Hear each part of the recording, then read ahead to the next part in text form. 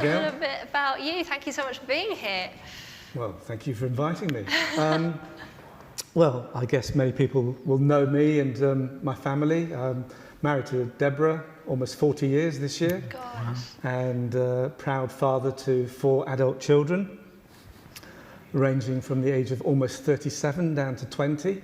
Sarah and Naomi, that is, and 2 boys in between. Oh. And very proud grandparents of Abigail and Samuel, children to Andy and Sarah, who you know. Yes, yes, they're absolutely lovely, lovely, lovely. Yeah. So we've been coming here since about 2004, 2005, and been active in the church in various roles. So that leads us on to, how do you feel like God's put you in your role and what you're doing at the moment? Well, I don't like the word retired, but I stopped paid work just before COVID, and to be honest, I had a little bit of it was a positive time and a negative time, a little frustrating time, because I always wanted to use my skills and my time to be fruitful, productive, and when I became a Christian, I wanted people to get to know Jesus. That was my number one priority, and so I flirted with good number one to have. I flirted with a couple of roles during COVID, and found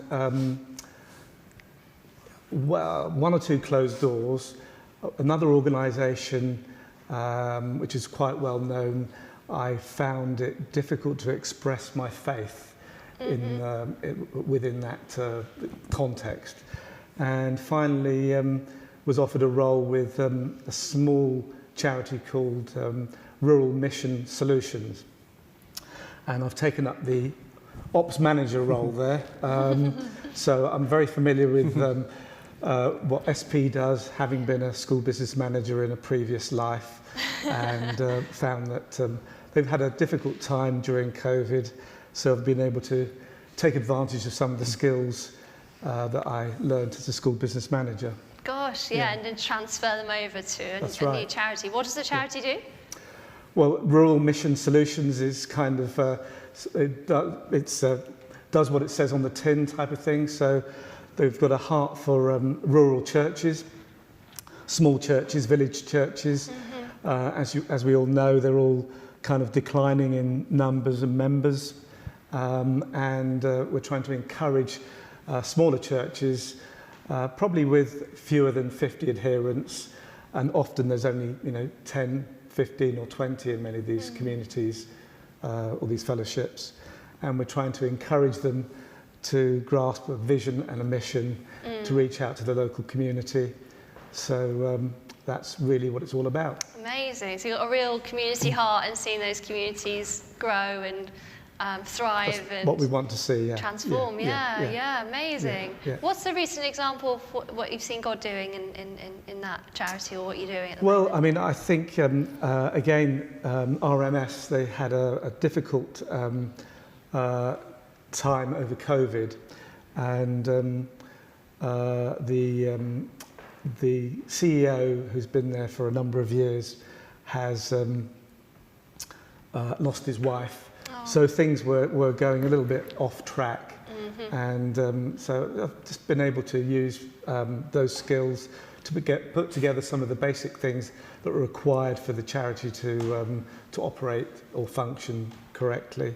Gosh, sounds absolutely invaluable that you're sort of taking your experience and the experiences that God's already given you in your life, and you can now, in this stage, bless a charity that can really benefit from that.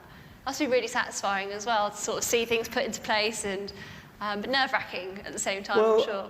I mean, I'm having to learn new skills, because I expected, to be kind of the same kind of skill set that I used as a school business manager, but one of the first things they told me to do was I've got to build a website on Ionos, and of course I've got absolutely no clue how to do that. So that's a challenge and a half, isn't it? Spending some time doing that. So that's outside of my comfort zone. So you've become a web developer? Well, who knows? Yeah, who knows?